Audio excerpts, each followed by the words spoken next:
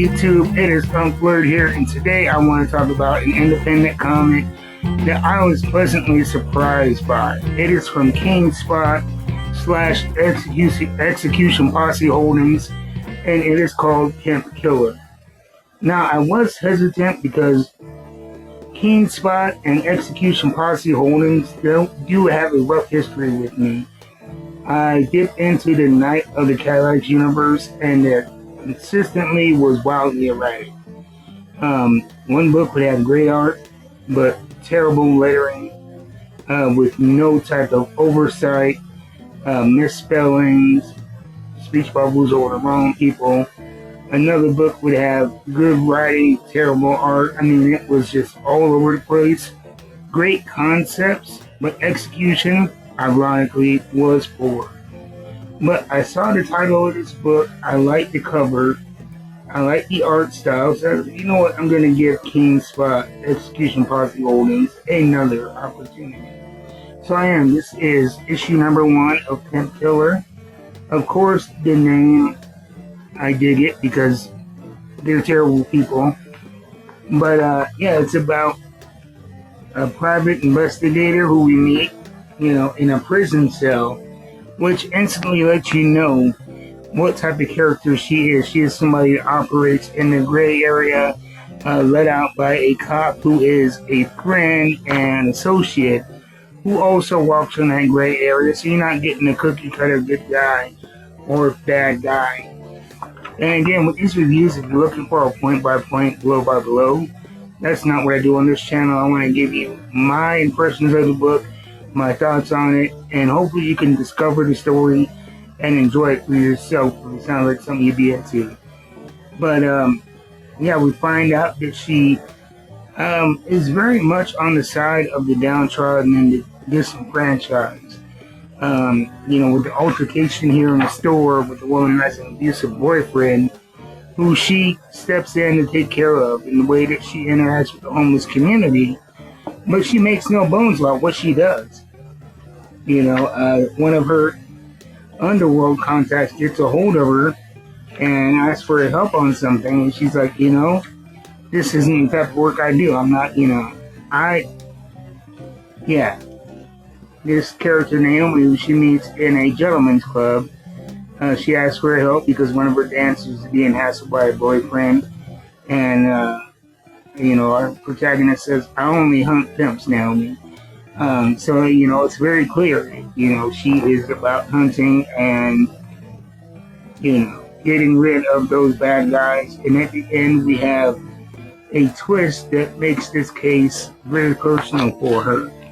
Now, I will, there is a criticism that I have. While I really enjoy the art style, very stylized, I like the muted colors that add to the murkiness of this world and her place in it. All of the backgrounds are very sparse and generic. And I think that can work and really make the art stand out in a good way if the writing is paced correctly. But you have scenes that move from room to room, building to building, that you cannot tell are actually in a different location. The big cliffhanger at the end, it goes from, you think that they're in the hotel room going over the case, and then all of a sudden, a bullet whizzes by, and you don't know where they are or what's going on. The action just moves very fast, but the background is very bland. And so you have no sense of where you are at any given time. But outside of that, I really, really enjoy the art style of this book. And it is not for the young kids here. There are, how can I put this? Adult themes, of course. Images that you wouldn't want your kids reading, and one multi-page scene of amorous activity. But it's not gross or gratuitous, and it does add to the story narrative, so I don't hate that. But yeah, check it out if you're into, I wouldn't say superheroes, but heroes who work in that gray area and you like grit in your comic books, this is definitely one I think you will like. You have to give it up, give it a chance to really build. They're doing some cool things with the art, but the background is kind of sparse. You look at these two panels here. She's in a car talking to somebody in another car. That's a brilliant looking scene.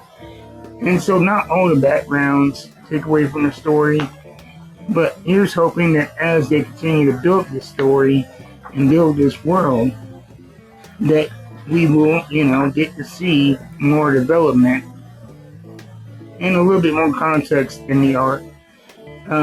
It is written by Chazelle Omar, and the art and color is by Ahan Hirula, and the letter is Philip Gunn, edited by Sandra Romero Goddard, and it was created by Chazelle Omar and Caden Phoenix. So that's my thoughts. So let me know what you guys think about it. If you've read it in the comments below, if it's something that you're interested in. I got mine. Where did I get mine from? I got mine from Midtown Comics, but now I'm actually using a new distributor, Pack Rat Comics. They ship out quickly. Tune in Wednesday for those unboxings. Everything is secure and fast, and their website is always improving. So check them out.